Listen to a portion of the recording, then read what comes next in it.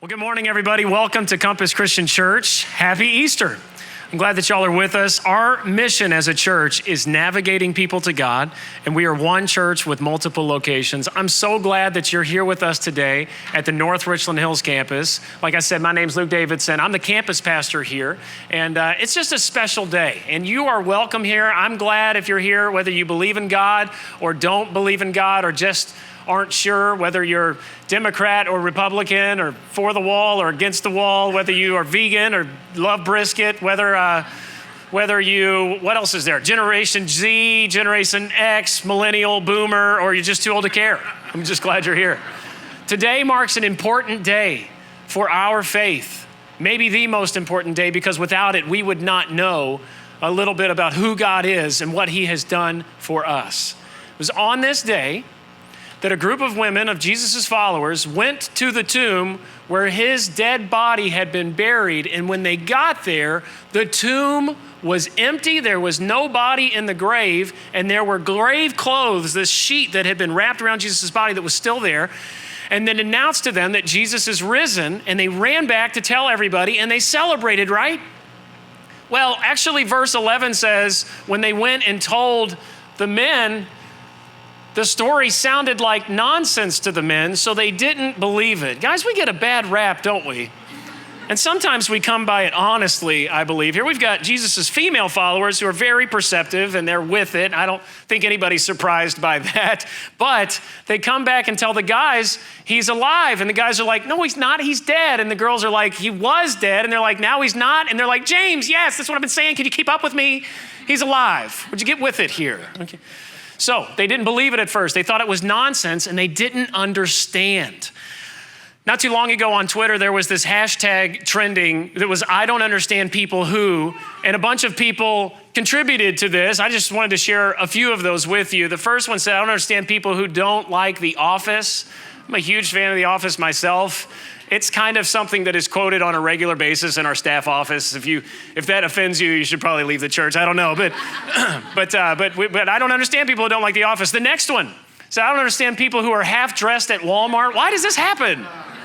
I don't know that there's a dress code at Walmart, but I feel like you do have to wear clothes. That's part of the deal at Walmart. I love the next one. I don't understand people who mumble. Just literally connecting the dots for us there. I thought it was funny. The next one, I don't understand people who call instead of text. Can I get an amen from the millennials and younger? We don't like your phone calls. That's why it's no coincidence that our voicemail now converts your voicemail into a text so that we will read it and then text you back. That's just how the reality of it. And then the last one, I don't understand people who cook only 2 slices of bacon. It's never enough. I feel like we should cook 10 slices of bacon per person. That's how it should work out. Now, those are funny, but I wonder if you were just being really honest and not just pretending and going through the motions, and maybe you're here today because it's the right thing to do, or maybe somebody trying to pressure you, I don't know. But if you were just being really honest personally in your heart and in your mind, you'd be like, you know what? I don't understand people who really believe Jesus was real and that he died and did all this stuff and then came back to life. It just seems like a bunch of nonsense. And I don't get it. I don't believe it. I don't understand. It just seems like a fairy tale. I don't believe it. Neither did Jesus' disciples, the guys at least, at first. And that's because several things that we know about recognizing hope is, first off, sometimes we can't recognize hope. Let's throw those up on the screen. Sometimes we can't recognize hope. Maybe because your situation is so hopeless and grim that you're in a situation that you don't even believe that hope is possible or that there's a path forward moving out of your situation. Maybe you get into a situation in your marriage where things aren't going the way that you wanted them to. Or maybe you got a word from the doctor that now you have a path going forward that is very grim. Or maybe your situation at work turned in a really negative direction, or your finances are in a bad way. And you get into a place where you're like hopeless. And you can't even recognize hope even if it was there with you. Another thing that we know about hope is that sometimes we put our hope in the wrong things. We feel like the truck or the car or the house is going to make us happy. Or if I just get enough money, then I won't worry about money anymore. Or if I find the right person, they'll complete me, my soulmate. Or if I get the right education, then I'll have the career that'll give me purpose and meaning in life. Nothing wrong with those things. But they are no replacement for God in your life and the hope that he gives to you. So if you've put your hope in those things instead of in him, no wonder you're disappointed with life. Because eventually you learn that the car and the house and the truck don't satisfy you and make you happy like you thought they were. It kind of wears out. You want something new. You always want more money, doesn't matter how much you make. And eventually the job just becomes a job. And eventually you realize that the person that you married isn't perfect. Can I get an amen from the room? Hey, no, you weren't. That was a trap. You stepped into it correctly. Rookie move right there. I'm just kidding. But don't put your hope in the wrong things. Another thing that we know about hope is sometimes hope seems too good to be true. Jesus had been killed. They go to his tomb. His body's not there. Did it seem too good to be true? Did they even understand what was happening? I think they were very confused. And at first, it sounded like nonsense to them. They didn't believe it, except for guys like Peter, who ran to the tomb and looked inside, saw those burial sheets laying there and the sheet that had been wrapped around his head neatly folded. Why would somebody steal the body and leave the sheets behind? What had happened? And he started to walk away wondering, could this report really be true? Later that day, Luke chapter 24, verse 13 tells us that two of Jesus' followers were walking to the village of Emmaus, 7 miles from Jerusalem. 7 miles would take about 2 hours to walk, give or take. As they walked along, they were talking about everything that happened. They had plenty of time, 7 miles, 2 hours to talk about it. As they talked and discussed these things, Jesus himself suddenly came and began walking with them, but God kept them from recognizing him. It's very mysterious. They couldn't recognize him. Number one, because God kept them from recognizing him. And number two, this is not an uncommon thing to hear in some of the other stories where people were with Jesus, but they couldn't quite recognize him. He was the same, yet he was transformed and he was a little different. It was as if he belonged both to heaven and to earth at the same time now that he had resurrected. It was kind of a curious detail that we see several times. You know, I ran across an article, it was really funny, about recognition. It was an MIT Technology Review, and they were talking about how hipsters all look alike, which is funny because they tried to look different and end up all looking alike. And they even cited a study that was done by Brandeis University, which in the study, they found that nonconformists act unconventionally in the same way and therefore end up being exactly the same. Isn't that pretty funny? All right, so they did this article. There was a hipster who read the article and was completely offended, said this is a stereotype, this is not true, this is ridiculous, this is nonsense. And then he saw the picture that they posted with the article. Here's the picture, Getty Images is the picture that they used here. He looked at it and said, that's me. That's me in the picture, and they didn't use my permission. So he wrote them this scathing email. He said, this is a poorly written, insulting article using a tired cultural trope. This slanderous, unnecessary use of my picture without my permission demands a response, and I am, of course, pursuing legal action. That's me, he said. Except it wasn't him. He just proved the article true, that hipsters can't even tell themselves apart from each other. They look so much alike.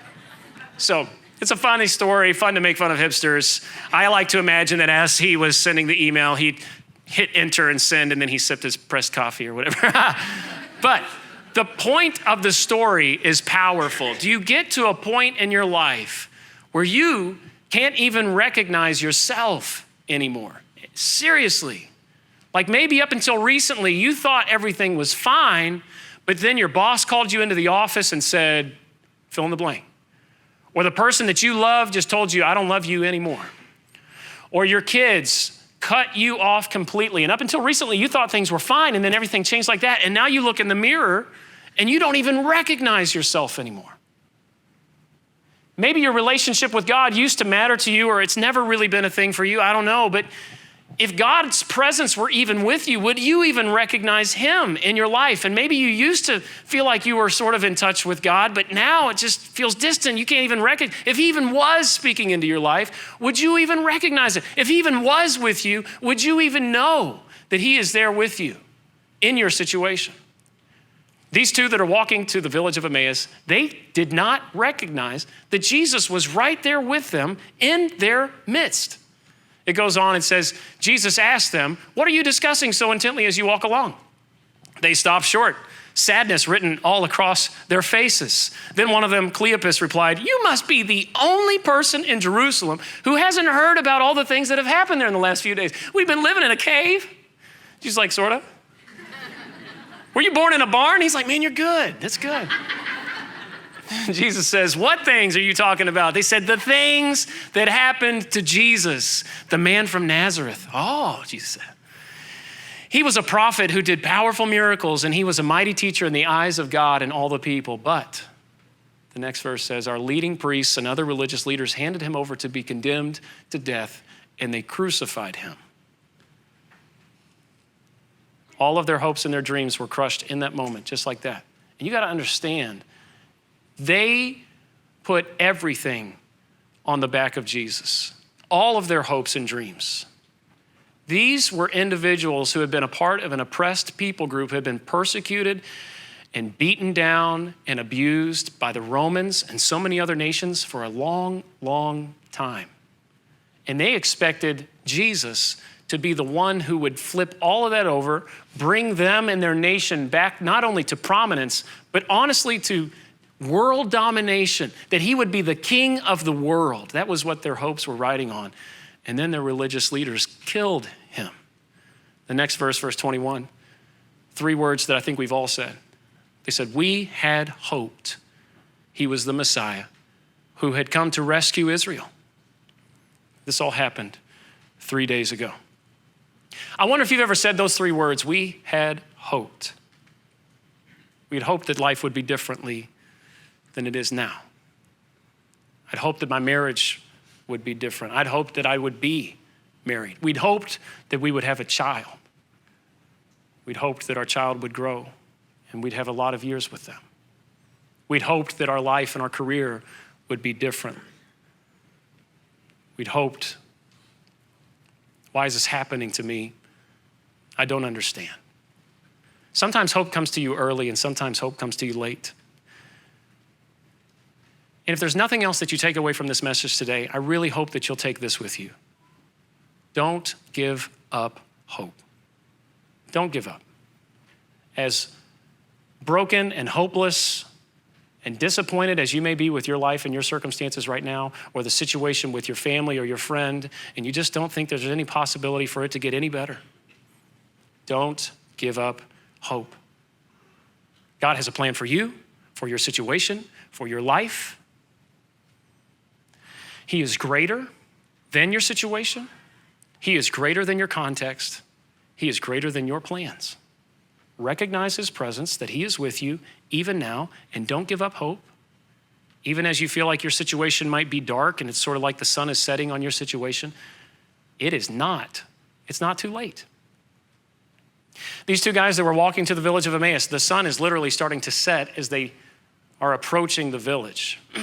It's at this point that they start to tell Jesus about all the bizarre events that had happened earlier that morning. They start to tell him, "There were some women from our group of his followers who were at his tomb earlier this morning, and they came back with an amazing report. They said his body was missing, and they had seen angels who told them Jesus is alive.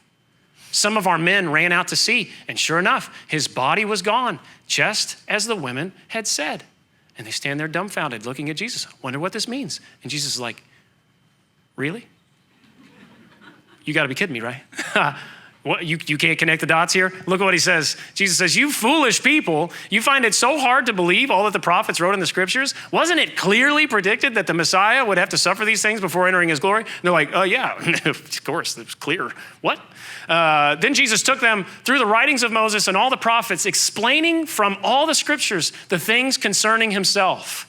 There's one Bible lesson you wouldn't fall asleep through. Bible 101, taught by Jesus himself. He goes through it piece by piece and breaks down how the scriptures clearly lay out that the Messiah, the coming king, the Savior, had to endure and suffer in order to inaugurate his kingdom and to make it so that we could be a part of that kingdom. He goes through it piece by piece. They got plenty of time to do it. 2-hour walk, 7 miles to the village of Emmaus. Finally, they approached the village. The next verse tells us what happened. It says, as they were nearing Emmaus, in the end of their journey, Jesus acted as if he was going on, but they begged him, "Stay the night with us. Since it's getting late, be our guest." So he went home with them, and as they sat down to eat, he took the bread and blessed it And then he broke it and gave it to them. Suddenly, their eyes were opened and they recognized him. And at that moment, he disappeared, of course. He just disappeared. Can you imagine the look on their faces as this happens? I like to pretend they're the two guys from Dude, Where's My Car? They're just, bro, that was Jesus. Where did he go? Dude. All right, funny story. I got another one, okay? About a week and a half ago, Tony Hawk was trying to pick up a rental car. This is a true story. Tony Hawk, if you don't know him, he's a pro skateboarder. He's had tons of video games named after him. He's won like 70 or more skateboarding contests, has 4 million followers on Twitter. He's famous, maybe the most famous skateboarder that there is. He's trying to get a rental car, and when he gets there, the kiosk outside, his name wasn't on the list for his reservation. He's like, well, what's going on? So he goes inside, stands in a long line, finally gets to the front of the line at the counter, and when the agent sees him, he says, whoa, you really are Tony Hawk? And he's like, yeah, hi, nice to meet you. I was outside trying to get my car reservation, but my name's not on the list. And like a deer in the headlights, the agent looked at him and said, oh man, I am so sorry, but I deleted your reservation because I thought it was fake. I thought somebody was pretending to be you, but look, it's you. You're Tony Hawk in the flesh. It's really you. You're here. I wonder if that's how the two on the road to Emmaus felt. Like, man, that really was Jesus. He was here with us. The next verse says, immediately within the hour, oh, didn't our hearts burn within us as he talked to us on the road and explained the scriptures to us? And within the hour, they were on their way back to Jerusalem. These guys had just walked 7 miles, 2 hours, all the way to their village. The sun is setting, it's getting dark, and they turn around and head back that road. And how could they not? And they were so excited. I bet it didn't take them 2 hours to get back. I bet they booked it. They couldn't wait to tell their friends what had happened. It says when they reached Jerusalem, they found the 11 disciples and the others who had gathered with them. The 11 and the others said, the Lord really has risen. He appeared to Peter, and they're like, I know. The two from Emmaus told their story of how Jesus had appeared to them as they were walking along the road and how they had recognized him as he was breaking the bread. The rest is history. Stories like this popped up all over the place where people said that they maybe ran to the tomb and saw that it was empty and saw the burial sheet just laying there undisturbed as if Jesus' body had like passed through it or something. And they were wondering what had happened. Stories where people said, Jesus appeared to me and he broke bread, or he ate with us, or he walked and he left footprints in the sand, or he disappeared. And they couldn't quite put their finger on what was happening. It was as if God had transformed Jesus to a place where now he was belonging both to heaven and to earth simultaneously. And no wonder they couldn't quite put their finger on what unprecedented thing God was doing. But when they started to work out the implications, they started to ask important questions that all of us should ask, like what just happened? And why? And what does it mean for me? And what does it mean for you? In a word, it means hope. A hope that I know you can recognize and start to work the implications out of for yourself this morning. Over 500 people claimed stories similar to this one, where late in the day, these two guys whose hopes and dreams had been crushed suddenly discovered that God was doing something new, something unprecedented, something completely unexpected, something earth-shattering. What if you could discover that this morning? Because as hopeless and as dark and as difficult as your situation may be, could you discover that God has done and is already still doing something in your life that is greater than your hopelessness, it is greater than your plans, and it's certainly greater than your fears. He even defeated death, which is kind of a big fear. Can you recognize that and start to work out the implications of what that means for you? Because I think if you really worked that out and recognized it and discovered it, I think that you would start to have a courage and a fearlessness. You would discover a more fearless version of yourself. And you would be able to face the darkness of your situation, and however hopeless and difficult it may be, and head back into the darkness. Just like the two on the road to Emmaus turned around at sundown and went back into the dark of that night with the new power, no fear, re-energized, but with a path and a hope and a spirit and a power moving forward, knowing that God was changing everything. That they had a king who had been crucified and then was resurrected. They had a king who had been condemned and then was vindicated by God. They had a king who had faced the scariest, most hopeless situation and had broken through it, bringing potential to every person and every situation, including you and your situation. I hope that you'll recognize today that Jesus is alive and that he is with you on whatever road it is that you are walking down.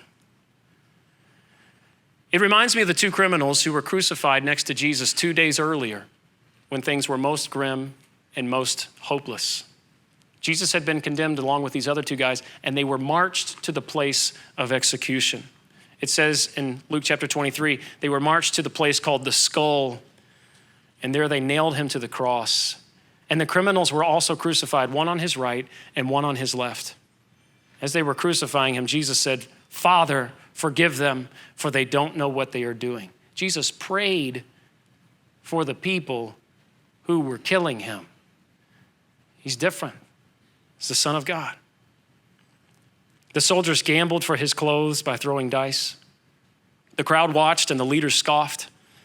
Verse 36 says, the soldiers mocked him too, just making fun of him, mocking him.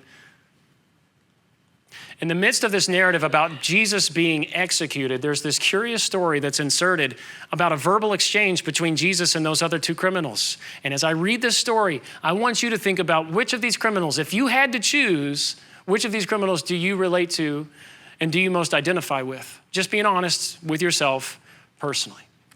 Verse 39, it says, one of the criminals hanging beside him scoffed. So you're the Messiah, are you? Look where that's got you. What a joke. Prove it, he said, by saving yourself and us too while you're at it. Oh, wait, I guess you're not going to. And he mocks him. If you were being honest with yourself, I wonder if that is who you would most relate to. Maybe you haven't been as brazen and bold, but maybe in your own heart, in your own mind, in your own private setting, you think this is ridiculous. The Son of God humiliated and killed like this. What a bunch of nonsense. What a joke. And you can honestly, as your choice, write this off and pretend that it didn't happen and try to explain it away. But you owe it to yourself to consider something. For example, there's a guy that I read a lot, I respect. His name is N.T. Wright. He's taught for over 20 years at schools like Cambridge and Oxford. And I guarantee you he's forgotten more about Jesus' life and resurrection than you and I will ever even know. He's really, really smart. And he's studied all of the different explanations of what happened. Like, of course, Christians teach that he resurrected, but there's other people that say, no, that's not what happened. He never really died. He just passed out and then he came back to life. That's what happened. Or somebody stole his body and they never find it and they made up the story. Or the story was made up a long time later, just as the myth kind of evolved over time. All of these different alternative examples, he's checked them all out. And this is what he had to say. I just wanted to share this quote with you. He said, it is always possible that in discussing the resurrection, someone will come up with the skeptical critic's dream, an explanation which provides a sufficient condition for the rise of early Christianity. It is worthy of note that despite the somewhat desperate attempts of many, no such explanation has been found. Either Jesus was crucified and then resurrected, or else we have no tenable explanation otherwise for what occurred. Let me ask you some questions. What caused a group of Jews to change the day of worship of their 3,000-year-old religion from Saturday to Sunday? Why would they do that? And why did they then redefine ancient theological concepts of Messiah and resurrection based around the person of Jesus? And why would Jesus, his brother, James, start to believe that his brother was God? And why did Paul, a politically postured and powerful Pharisee, abandon that entire life and all that privilege and willingly spend years in prison just for the opportunity to tell people about Jesus? And why didn't the authorities just go to the tomb, open it up, and drag Jesus' body out like they had done with so many other messianic pretenders and just hang him up and say, hey, look, he's dead. Let's just clear this air. In fact, why couldn't they ever find his body? And why did they have to resort to killing thousands of people in a futile attempt to cover up this story of resurrection and try to keep it from spreading? It didn't work, by the way. And then you think about the people that were killed, the people that are still killed for believing a story about a dead man coming back to life. Just this morning, churches and places of worship in Sri Lanka were bombed and nearly 200 Christians were killed for celebrating a story about a dead man coming back to life. Why is that so offensive to the world? And why did those early Christians willingly go to their deaths for a story if it was made up? At any point, they could have said, it's a lie, it's just spare me. You watch your friends and your family and your kids and your parents and your neighbors be killed for a lie. At some point, it's not worth it. Why would they do that? It's because they knew it was true. And they recognized that Jesus wasn't a fake. He wasn't a wannabe. He wasn't just a great leader or a prophet, somebody who was killed as a symbol of oppression and injustice in the world. They recognized that he is God, that he is king, that he is redeemer, who conquered everything. Can you recognize that today and start to work out the implications for yourself? This event, whatever happened, changed history, and you need to reckon with it. You need to ask what happened, why, and what does it mean for me? What does it mean for you? And you can pretend it never happened and write it off and mock it, but there's another option. Verse 40. The other criminal protested.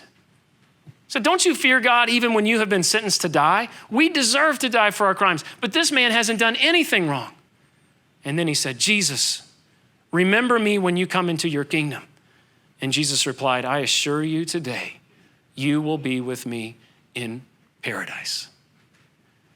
Listen, I know that your situation may be hopeless and desperate and really bad, and I'm sure I can't relate to how bad it is, but I can guarantee you your situation is not as hopeless as this criminal hanging on the cross next to Jesus. And yet in that moment, a few words exchanged between him and the king, and he recognized a hope that changed his eternity that day in that moment. I think that could happen for you today as well. Maybe some dots connect for you today. And maybe you hear about a king that you never really understood or heard about before, and a light bulb comes on and the dots connect for you, and you say, you know what, I think I recognize a hope as well. About 2 weeks ago, we had a team from our church that took a mission trip to the Dominican Republic.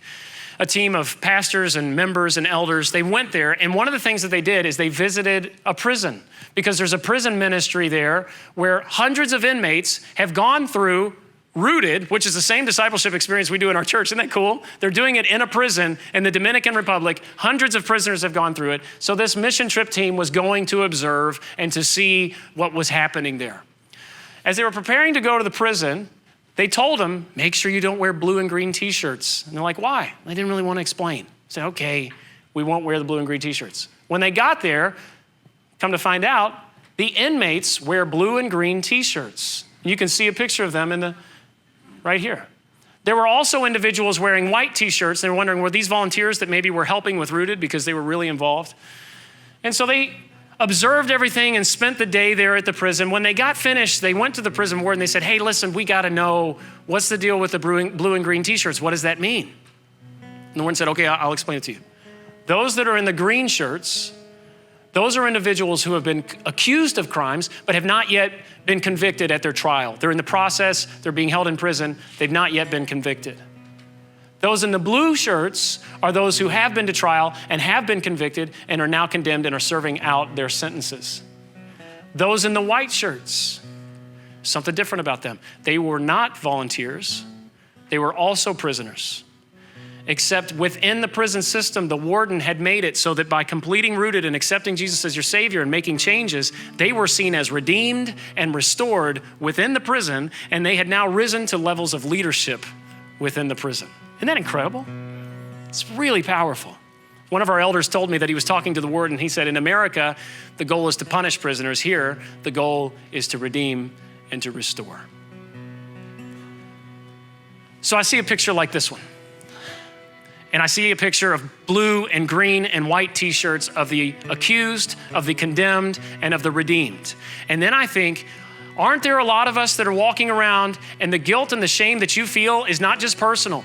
That is the conviction of your conscience, revealing to you that you have done things against God, against his holiness, against his righteousness. And you not only stand accused, but like a blue t-shirt, you are condemned. And you better recognize that one day you will stand before God and be held accountable for everything that you've ever done. But I've got really good news of hope for you. Jesus is in the white t-shirt. And for reasons that we can't really explain or understand, he entered into the prison. Even though he had done nothing wrong and was completely innocent, he entered into the prison of this world. And again, for reasons we can't really explain or understand, he exchanges his shirt for ours. He gives us the white shirt and we give him the blue shirt. And he faces condemnation and shame and death and captivity and all the cruelty of this world and all of the false accusations that were made against him. You liar, you fake. And he faces the condemnation so that you and I can be restored and redeemed. So I want to show you what this looks like. A very simple visual for you today. You take the blue shirt off and all of the condemnation and the shame and the blood that has been spilled and everything that was done to you that should not have been done and the things that you did that you have pretended never happened. You take those things off. You take off the blue shirt.